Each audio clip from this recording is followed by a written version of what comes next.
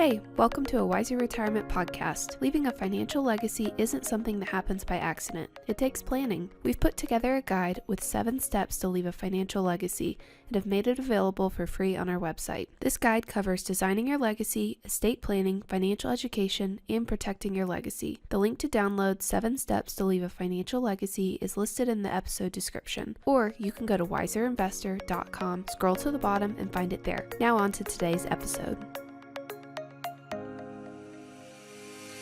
Welcome to a Wiser Retirement Podcast, where we believe the best financial advice should always be conflict-free. I'm your host, Casey Smith. With me today is my co-host, Brad Lyons, and we're going to talk about leaving a financial legacy. Hey, Brad. Hi, Casey. Hey, I'm really excited about what we're going to be doing this quarter with this theme that we're running. We have a lot of guests coming on, but most importantly, if you want to get a jump start, you can go to our website, wiserinvestor.com. You can scroll down to the bottom. You can download our white paper on 7 steps to leave a financial legacy.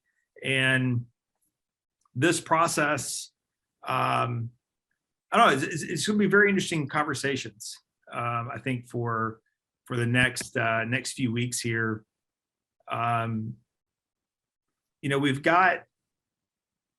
We do so much planning for so many families. And I think a lot of the planning, Brad, I mean, you talk to people just like I do, a lot of the planning has so much to do with preserving their wealth really for themselves. We don't hear a whole lot about, I got to leave X amount for all my children. And so much of financial planning is like, can I make it? But there's more to it than that, right? Leaving a legacy is not just estate planning. It's not just a bucket of money that's left over at the end of your life. I think there's more to it than that. No, the financial aspect of our legacy really just allows the next generation or the following generations to implement the legacy that we leave behind. Don't you think? That's, just a great way of thinking about it. Our legacy is really about sharing and passing on our values to the next generation.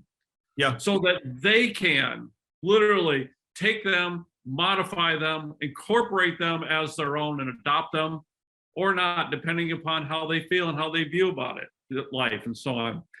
The financial aspect is just providing them with the opportunity to go ahead and implement, that legacy so that they can lead their best life. And then in turn, perhaps leave a legacy to the next generation and so on and so forth. Okay. Throughout our lifetime, we're building our legacy, whether we are doing it intentionally or not, or knowingly or not. It's thought, Casey, that we can influence like 4 generations with our legacy, and it's kind of interesting because you can influence a generation above you. You can influence your parents. That's part of your legacy. They raise us, and then we influence them by how we live our life and how we take care of them, perhaps later on. We influence our children, so that's part of our legacy. We influence our grandchildren, so that's part of our legacy if we're fortunate. And then since we influence them, they influence their children, so we can theoretically go all the way 4 generations and influence, our great-grandchildren as well. And it doesn't mean that we even had to spend a nickel to do it or provide a nickel. That's just our living legacy. The financial aspect, again, is just simply a way for those generations and for us to implement it. I have an example, and my dad is a big listener of the podcast, so I'm sure he's going to hear this. Love you, Dad. But hey, Phil. So I was thinking one time, I don't know that I have. I know I don't have millions of dollars in legacy, right? Coming to me. But my legacy given to me was actually work ethic. Because when I remember back as a kid, when my parents hit hard times, my dad would work, during the daytime at Airborne Express delivering packages, and he'd go work at Delta at the Tech Ops Center at night to get things done. My mom would go out and clean houses during the daytime while we were at school in order to get the bills paid, because the family was kind of on hard times for a few short years there. And when I think about my dad, I think, I can't remember how many years of service he ended up at Delta. I want to say he was close to 30 years, but he ended up, I believe, only calling in sick 1 or 2 times, and it was related to a medical procedure. And man, that's not normal. That's not normal to have that much loyalty and that much of a work ethic, right? To get things done. I go back to my grandfather. My grandfather was a salesman up until the mid 70s and became a pastor. But my grandfather was probably this would be my mom's dad, probably one of the best salesmen I ever met. He was always at top of the club for selling Electrolux and Encyclopedia Britannicas, right? And you think today 2 things are almost obsolete, right? And I asked him one time, I said, how did you sell so many vacuum cleaners? I can't fathom this.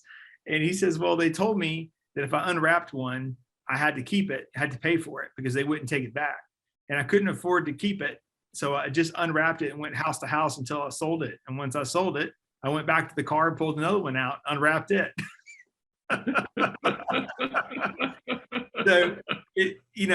So I look back through my family and I was like, man, everyone along my family line on both sides were extremely hard workers. And I've always told people, I'm not always the smartest person in the room, but I know that I'll stick around to figure out the problem because I can outwork every single person, right? Yeah. And so to me, that's such an important legacy. I think about our client base, and we have successful businessmen who have sold their companies, and we're managing the proceeds from that sale for them so they can have a great quality of life. But we also have guys that were pole climbers at our local utility company that are will pass on a reasonable amount of money to their children, but nothing crazy. But yet I'll look at their children, and their children have the same work ethic that they had, right? But yet some of the more wealthy clients that we've had over the years who have now since passed away, so I could talk about it, I'd say that their children didn't launch very successfully at all. And so it's part of your legacy planning has a lot to do with wills and trusts and how you pass those assets as tax efficiently as possible. But also it has a lot to do with what do they do once they receive the money? I mean, I've worked for the second generation in several cases, and I felt like they're standing there waiting for their loved one to pass away so they can spend the money, or they've already spent the money before they pass away. And it goes back to really step 1 in our 7-step is design your legacy, because there's an old saying, shirt sleeves, the shirt sleeves in 3 generations, right? And so it's a situation where the first generation works hard, sacrifices, creates all this wealth. The next generation is the beneficiary of that wealth, but by the 3rd generation, it's all gone. It's all been lost. And it's not unique just to the American culture. There are examples of this type of family behavior and cliches that go along with this across all cultures, Chinese culture, European cultures, etc., that have a certain pattern of wealth creation through hard work and sacrifice. And the second generation, you say, coming along and utilizing it. And the 3rd generation just kind of sitting back saying, hey, this is all right. But by then, they're back to square one, or having to go back to square one, or their next generation having to go back to square one and starting all over again. Such an important part of passing on legacy is telling a story. It's saying, this is our family. This is our family history. This is our family story. And I think that gets lost because, we don't really, at least in my family, there's no family reunions really. They don't really do that anymore. They used to be a big thing, especially in the South, but we don't tell the story. So I just had an idea. We have all this fancy podcast equipment. Of course, today we're back in Zoom because I'm traveling with my son this week. But in the office, we have we've spent thousands of dollars on a podcast setup. I'll put this out there to any of our listeners. If you're, most of you are probably in the Atlanta area. If you want to record something to tell your family story, people could come into our office, use our podcast equipment, interview their loved one. And we can document that and put that in the cloud somewhere where they can always get to it, right? You think about that. 3 or 4 generations now, being able to listen to the stories of your great grandparents. We have the technology to do this now. We should do this more, where we record. It's kind of, you can do a Q&A, right? I should probably get my grandparent or our grandfather in and do a Q&A on selling Electrolux vacuum cleaners, right? Well, you memorialize the legacy. Yeah. Right. Yeah, exactly. There are estate planning firms that are out there that offer this type of service, and they'll have their clientele come in, and you can give a talk to your loved ones after you're gone, and they don't show up until it's time. Yeah, but this is different. This is happy. Everyone's alive. We're not mourning someone. We're not saying don't spend your money on booze and girls and drugs, right? We're not leaving that kind of conversation. We're just telling the story. I think my grandfather, my dad's side, was really big into ancestry, and maybe I will in my older age. I don't have the patience for it now, but I believe that there was even like a Mississippi boat driver of some sort in our family. It's just knowing that stuff and understanding like who we are and how we're made up. Okay, so maybe I need to pass on to my children, not subliminally, but just verbally. Smith family is hard workers. We're honest and we're hardworking people, and maybe that is their go-to sometime when they're in trouble, right? They hit a rough spot and they go, look, my whole family's had rough spots before. They just work through it. I'm going to work through it. I don't know. I don't have all the answers. I just know that you have to do something to design your legacy. You can't leave it to chance. You can't leave it to chance. What I see, and it's actually a point further down on our list, is just understanding how to use money. Like, I don't know that I was ever taught this is how you handle money, right? Figured it out after some mistakes. And we talked about in our team meeting this week, Brad, and everyone in the room I noticed is like, yeah, no one ever taught me. or the problem is when you're trying to be taught, you're in your 20s, you know everything, right? Yeah. So there's that too. It's got to start when you're 11. There's a lot of dynamics that are occurring around the money talk. Yeah, absolutely. For sure. We see it right here, in the conference room when we have clients in. So it's a very unique conversation that goes on, without a doubt. But yeah, so really, we could talk about this forever, but number one is design your legacy. What do you want your legacy to look like? I think giving our community service should be a part of everyone's legacy. We have to realize that the world's bigger than ourselves. And some families do that really well. I don't know that my family does it really well. I think it's the season that we're in right now with everyone running a million directions. But there needs to be some type of charitable component, whether it be time or money. You both and I are reading a book, which we'll talk about in the next podcast. But I love the idea in that book of grandparents creating like a donor advised fund. So a donor advised fund is basically a 501c3, but you're borrowing a trustee or trust 501c3 status basically. And so you can open up one for as little as $10,000. And then the grandparents would work with the grandchildren, skipping the kids on purpose to allow them to say, look, okay, you've got $100,000 or $10,000 in this donor advised fund, and we're going to give out X% per year. We're going to give it to 2 charities, and we'd like for you to find a charity that you would like to give it to, but you have to interview the person running the charity, and then you have to present a case as to why the funds should be used for that organization. And immediately I thought all the bells and whistles went off in my head. I immediately thought, man, what a great idea to teach a kid, 1, how to talk to adults, 2, to be able to assemble a presentation and then give that presentation, right? Just like a business. Mm-hmm. There's all kinds of ways. It's just you have to be when we talk about budgeting, we talk about every dollar having a purpose. It could be that the purpose for, certain number of dollars is whatever I want to spend it on, but it's earmarked for that purpose. Right. It's the same way with legacy planning or estate planning, kind of go together. Is you're creating a purpose. So what is my purpose? What is my family's purpose? Is it survival, or are we beyond survival? Are we beyond where, we're not just trying to pay the next bill? We have some excess that we could then use to mentor the next generation. Mentoring has a big deal about in intergenerational family wealth transfers as well. Not everybody develops at the same rate. And just because one generation in the past developed in such a way that they were able to accomplish great things financially and business-wise and economically, doesn't mean that the next or subsequent generations are going to develop at that same pace.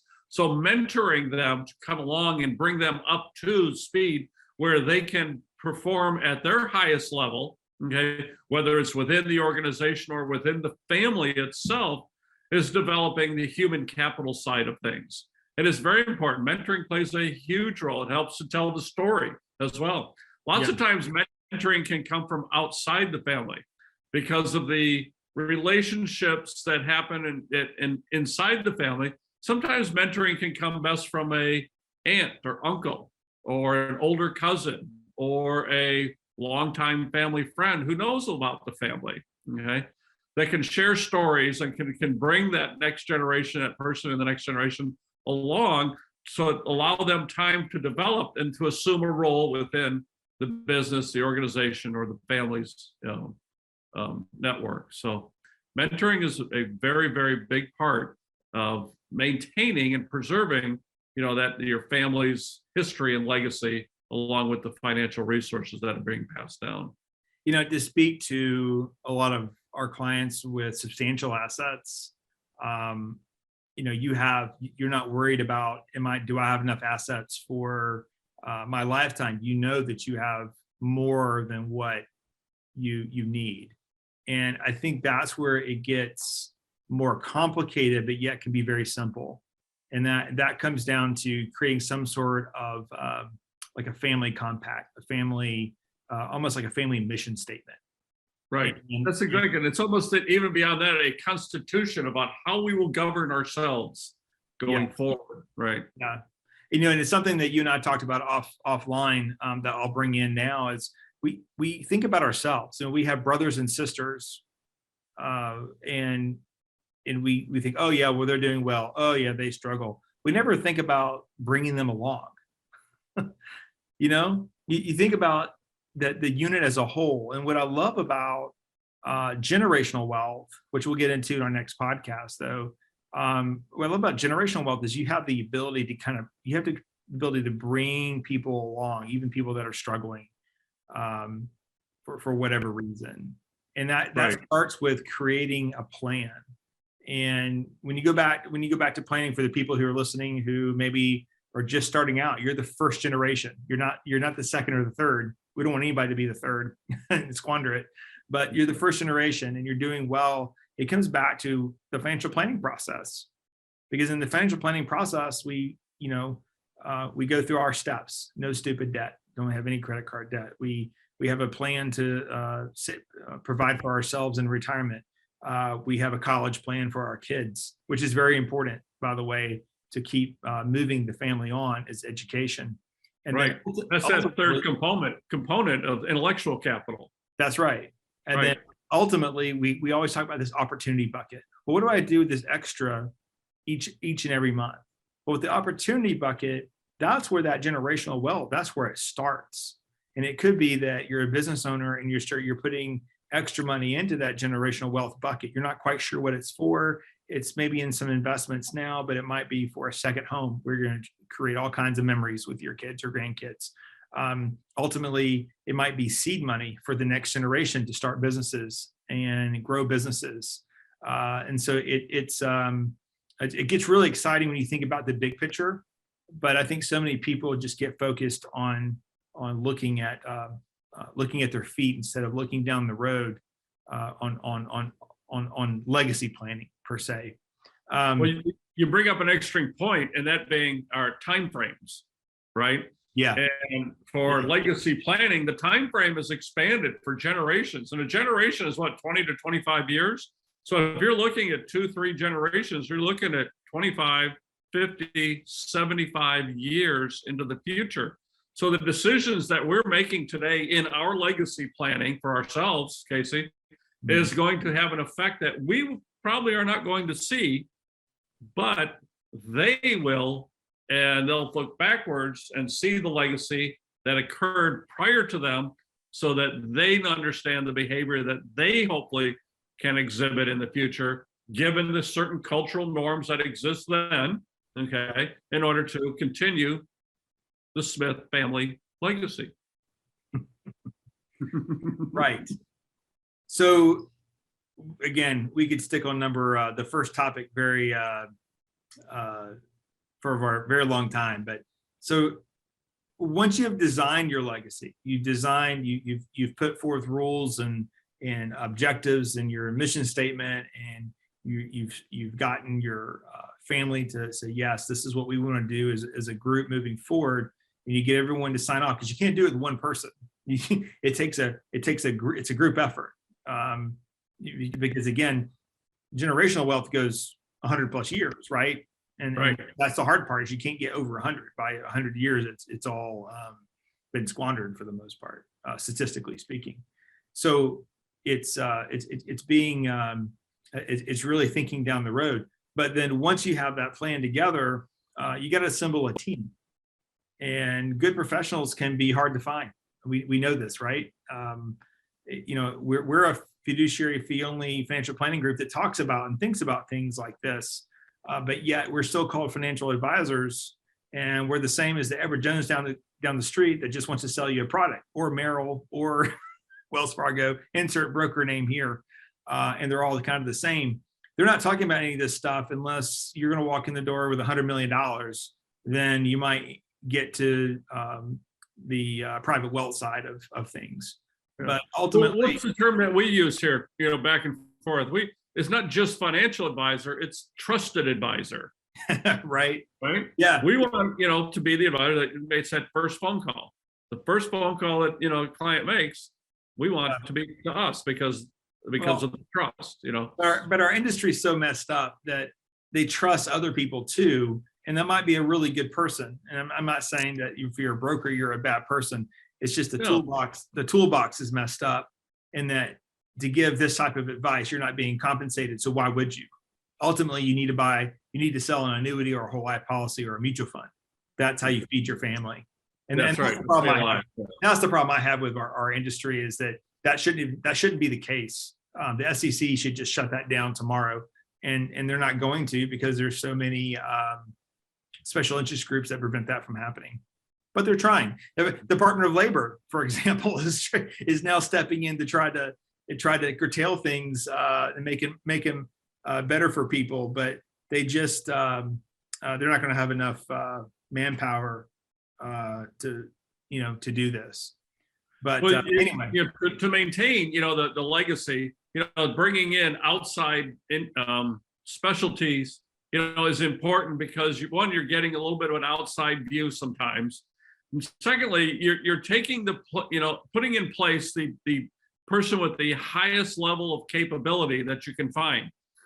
And then it's their role to do some mentoring. And we talked about mentoring earlier. So as they come in, they're actually passing on intellectual capital to the rest of the group, to the family, to input into their governance. So from time to time, bringing in outside, and you have to pay for it, can be a good thing. It can extend the life of the legacy for years, if not generations, by bringing in the specialty need, passing on that intellectual capacity to other people in the family that are in completely different fields of interest. Okay. Yeah. And so they're being brought into the governance of the family legacy now, and they're not, haven't been educated in that. They simply don't know, but they will learn, given that you bring in the appropriate advice and trusted advisors as needed. I mean, ultimately, a financial advisor to kind of quarterback the overall plan, and then supporting that person would be a CPA and an attorney. And I think that's what happens at family offices. We've been able to replicate that by not having them necessarily in the office, but really close relationships that replicate that for our clients, who are a lot of them are millionaires next door. But it's important to assemble a team that is working in your best interest, that is not trying to sell product.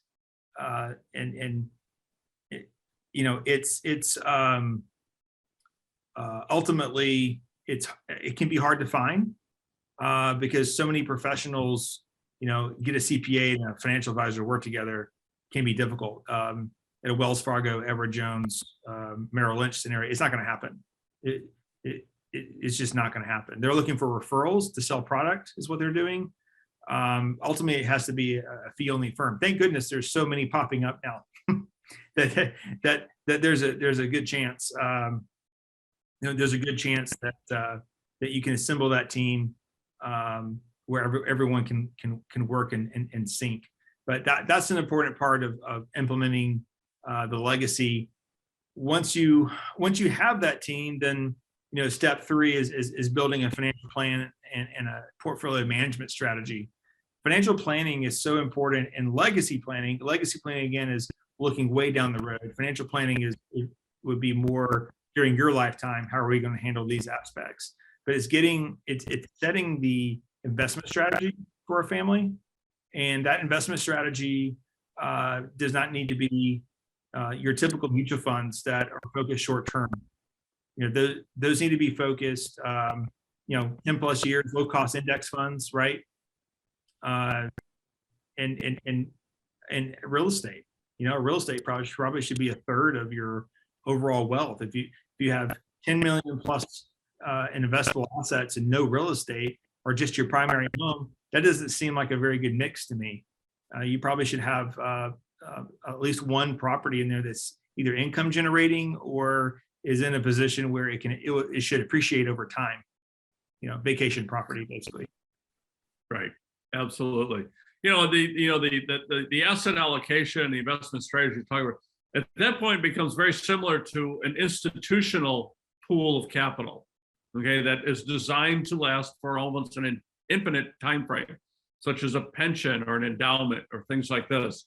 Way large institutions look at managing money. They're not looking at one lifetime or one generation. They're looking at multiple generations, 10s, 20s, dozens, 100 years from now, making sure that they can meet their liabilities that they know are projected to occur. So, yeah. And the same way in a family, liabilities come up. Housing, education, are the two main ones, right? And then the opportunity above that, which we can talk about a little bit later, as you mentioned, funds for starting businesses, et cetera. So these are all known liabilities, that are payments that a intergenerational, wealth management group would want to put out there, plan for, not knowing exactly when and how much, but that they exist, but the strategy is available there and implemented in such a way that it can meet those liabilities years in the future while meeting today's liabilities too. And then step 4 is estate planning. So preparing assets for the next generation. So legacy planning and estate planning have very similarities, but in legacy planning is more of a new phrase for estate planning. But so legacy is supposed to take it much longer, right? And it involves more than just passing off of financial assets. Where estate planning is really just moving assets from one generation to the next generation is tax efficient. Right, the wills and the trusts are just the mechanisms for implementing the legacy plan. That's just the mechanism. The legacy plan begins during our life and extends all the way through it. Okay? Right. So then ultimately, with the estate planning, that could be family limited partnerships. It can be revocable living trust, irrevocable trust applied at times. In estate planning, we're probably also looking at long-term care costs. How do we avoid being on Medicaid, basically, or do we purposely put ourselves on Medicaid? Depends on the strategy, I guess. So that's where the financial planner and the estate planner all coordinate together, saying, okay, these are the assets, Mr. Estate Planner, and this is our objective. What do we need to build in place? So if there's premature death of someone, even if someone's just incapacitated for even just a short time, you need to have a power of attorney and medical directive that are all up to date as part of that estate planning process. And ultimately your legacy, because if you have all these ideas in your head, you haven't put anything down on paper, you haven't implemented anything, then in the end, you did no legacy planning and you have no estate planning on top of that. That's even worse. That's right. So our heirs assume they didn't want to do anything.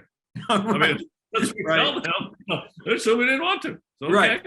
Yeah. Or the state's going to decide where your assets go. So at a bare minimum, you want all of our clients to have the basis of estate planning. Ideally, they're passing on other things to their family that maybe we are not always aware of. Number 5 is something that I'm starting to realize this is a big problem, and it's financial education. We have to teach the next generation, as part of our legacy, how to handle money. And sometimes I don't think we do it because we know that maybe we weren't the best with money, right? We didn't make the best decisions. But really, comes to a point where you have to open up and say, I didn't always make the best decisions with money, but this is how it's supposed to be done. Ideally, you lead by example. My kids pick the most expensive sports. I have one that's in horses, and the sport of kings. We're the proud owner of 2 horses, an Arabian and an Irish sport horse, and we need a new saddle because she's moving up the ranks pretty quick, and the saddle's really expensive, and it's made for the horse. And I made the decision that I don't think you should just be given this. And it was not received well, I'll say that. But basically my mandate was, okay, if I'm going to write a check for this, I need you to understand how money works, that this is not just bubbling up in the backyard. And so I've asked her to take a Dave Ramsey financial peace course for teens. And, she kind of rolled her eyes, and we'll see if it gets done. There's no saddle order right now, I promise you that, until that course is completed. And then I said, I want you to do 20 hours of community service. I want you to find something to be passionate about and help others.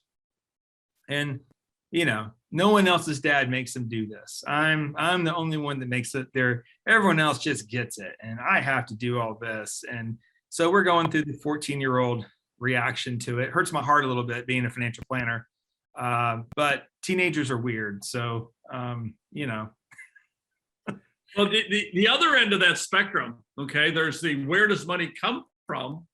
But then what happens when I have money, either through a windfall, or they've just accumulated money faster than they thought they would? Casey, there are many times we have people come into this office saying they just had a windfall or they've got some money. What do I do with it? Yeah. Sometimes my first reaction is, let's not do anything with it for a while. Let's just learn to live with money. Right. How many times have you heard the story of professional athletes who are broke? They had all the time, $multi-million contracts and so on. And lottery winners, 90% of them, Yes. I believe. There you go. Don't quote me on that, but I think it's 90% end up filing bankruptcy of the big winners, not the $2 winners, the big winners. When people are broke, when we're broke from time to time, decision making is easy. No, I can't do that. Right. When there are funds, when there are resources, learning to discern whether or not you want to use the money in exchange for the good, the product, or the service is a brand new behavior to most people. Okay. So simply learning to live with money is an important lesson in life. Okay. It's learning to where it comes from through effort, through work, and through payment. And then once you have it, learning to live with it, that it's not just something that you just there to satisfy your every need and want and desire whenever you feel like it, unless there's, above and beyond what you need. So the counseling is at both ends of the spectrum quite often, right? Yep, absolutely. It's a fascinating aspect, I find, Yeah, and they're left with money, but there was no family mission. There was no, it's like, well, what do I do with it? And the legacy planning, they would know exactly what to do with it. That's right. Because the family business would continue, or the family asset management would continue, or the charitable giving continues, or whatever it is that is that family's mission, they would know exactly what to do. And that's where athletes, man, unfortunately the athletes, I think the NFL now has a rule, you have to be a CFP to even talk to them if you go through the proper channels. But even as we know, the CFP designation doesn't automatically make you a good person. So they're still being preyed on.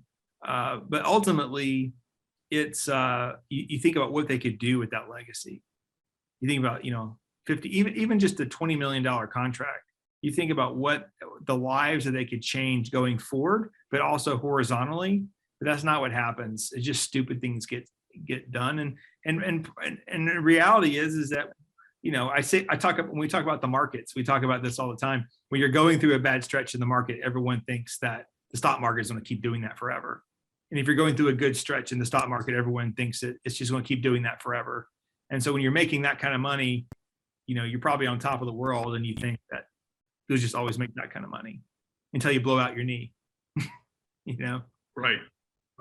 Until something unexpected happens that you hadn't planned for, and then you're scrambling. Okay. I met a can't unwind what you decided prior.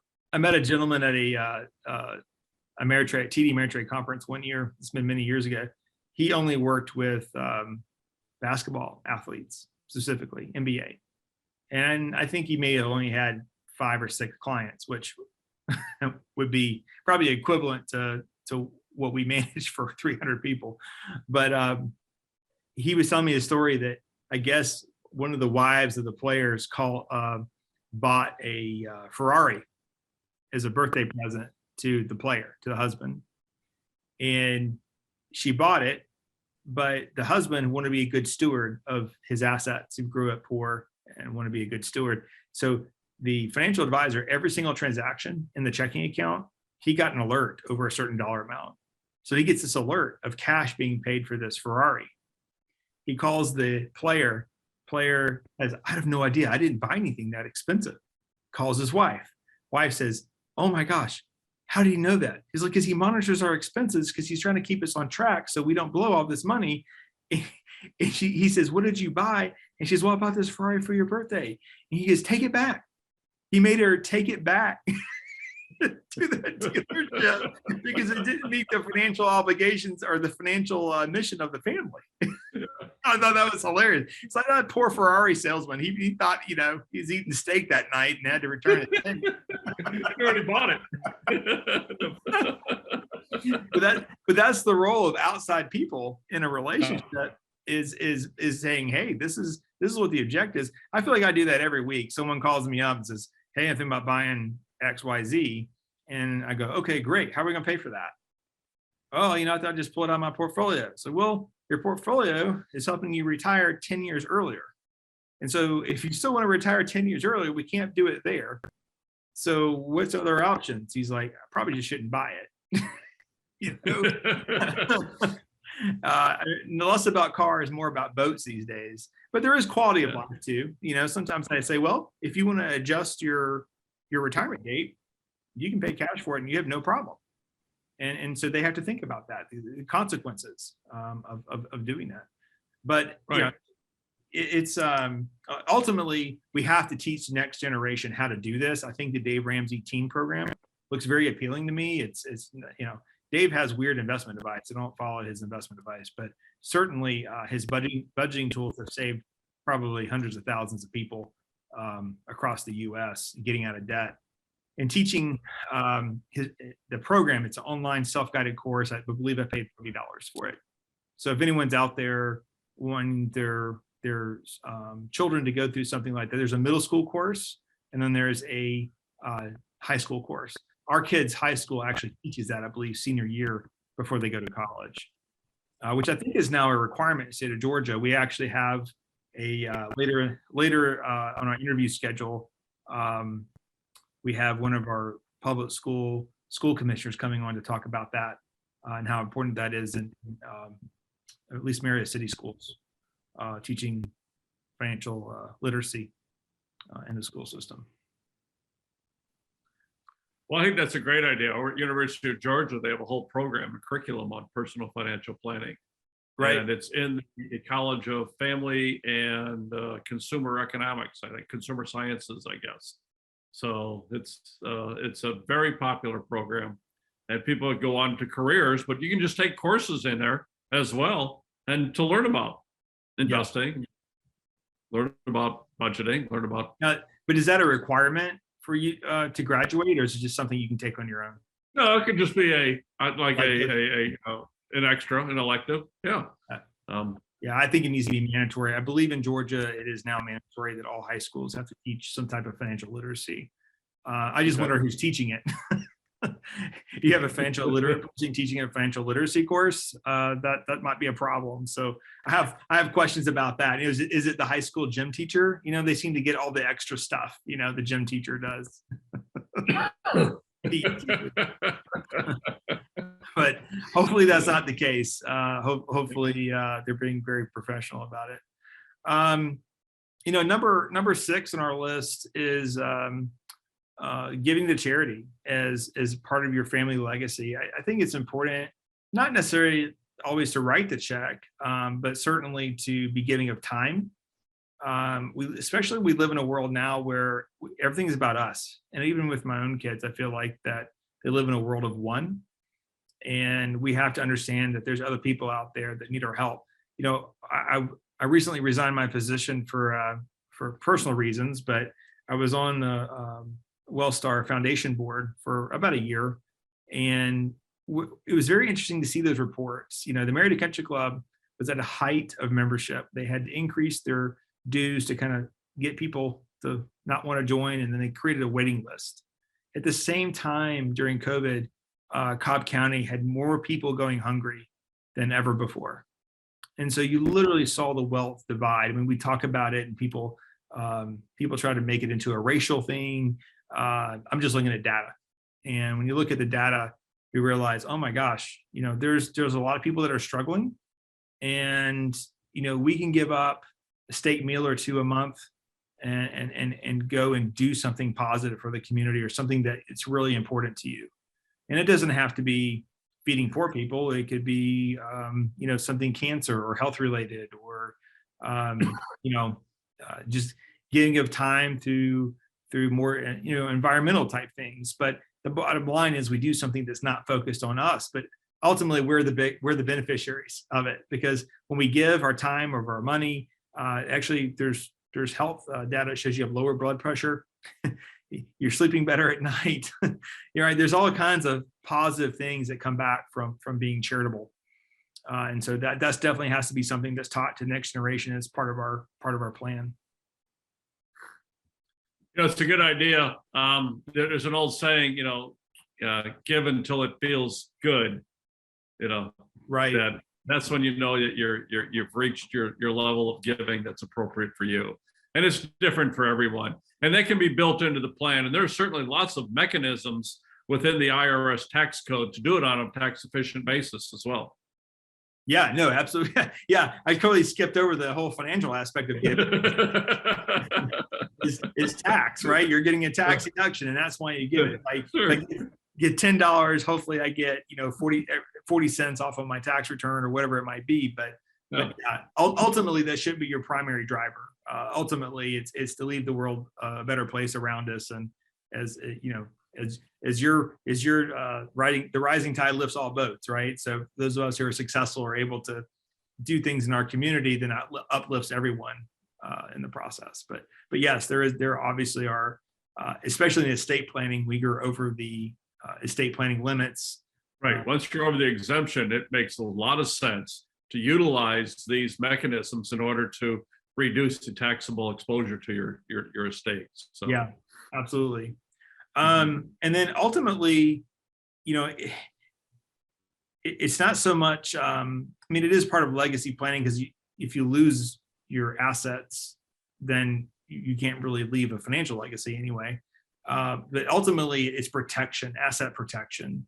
So you think about the boring topics of property casualty insurance. So your home and auto and your umbrella policy.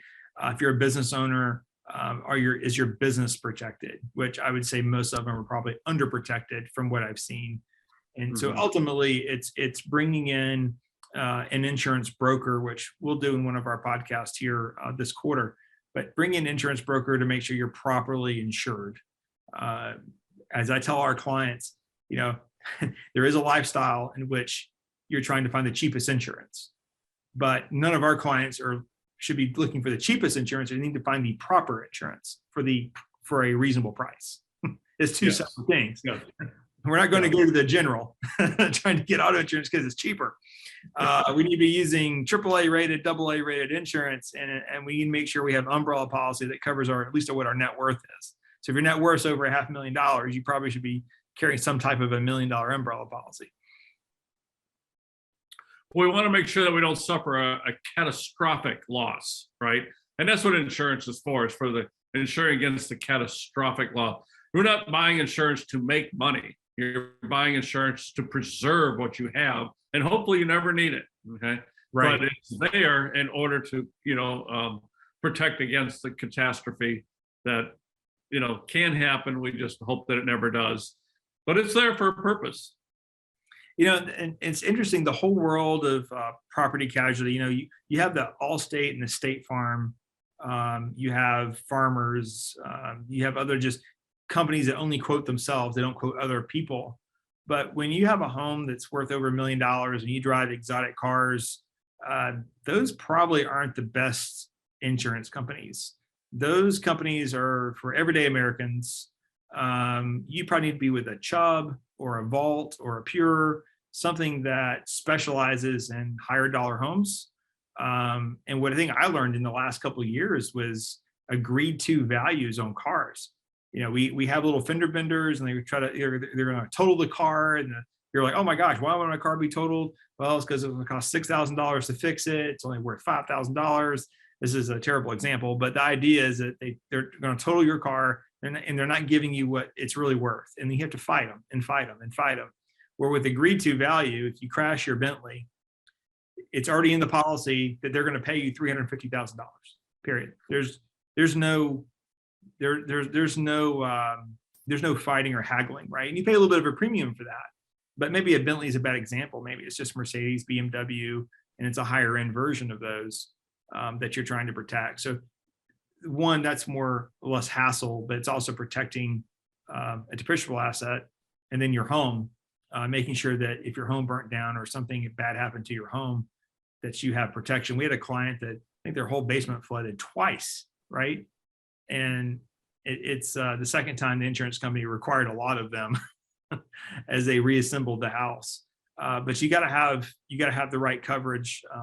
So again, it's not about being the cheapest; it's about having the right words, proper, right policy, the proper insurance. Yeah, exactly. But yeah, so all this is available. Go to website wiserinvestor.com. Scroll down to the bottom. You can download the white paper by entering your email. And I'm excited about the rest of this quarter, especially the next podcast. Brad and I just finished reading a book called Family Wealth, Keeping It in the Family by John Hughes Jr. And it's basically about how family members and their advisors preserve human, intellectual, and financial assets for generations. And we both read the book and we're like, oh man, these are all the things that we kind of been talking about, but not in his words for sure. And I'm really excited to bring him to the podcast for our next episode. And I believe he's in Aspen, Colorado, and we'll be doing a Zoom with us, pre-recorded next week. So we'll post that as soon as we get it edited. That and all the other episodes for the rest of the quarter. Hopefully we can take some of the mystery and the mystique out of estate planning and open up a way for people to have this conversation with their families about their own legacy planning. Say, hey, I listened to a podcast. Maybe you'd like to listen to it too. Yeah. And then we can talk about it. So we're opening up an avenue, hopefully, for people to think about their legacy and to have that conversation with their family and their extended family members. And we have templates for a budget. We have templates for determining an investment profile for a family going forward to preserve wealth and generate income for their retirement. I almost wonder if we shouldn't come up with like a template for legacy planning. The mission of my family is, and kind of giving snippets to choose from. But ultimately, it's passing on your family story. We all have that weird uncle we don't want to talk about. We can leave him out of the family story, but it's being able to preserve that and say, this is what our family's about. This is what our family has done. And this is now what your responsibility is. And I think it's a cool idea. So if anybody's out there listening and they would like to do that with their family, we'll open up our office to you. Just come by the Meredith Square and schedule some time to use our podcast equipment. I think that's a cool idea. Very nice. Yeah, I look forward to seeing them.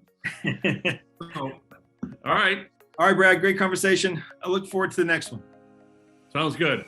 Thanks for listening to a Wiser Retirement podcast. We hope you enjoyed today's episode. Make sure to subscribe wherever you're listening, that way you don't miss any new episodes. We would also appreciate if you could leave a rating and review. If you have any questions about anything that was discussed today, head to wiserinvestor.com and reach out. We would love to hear from you. This episode was produced and edited by Lilton Moore.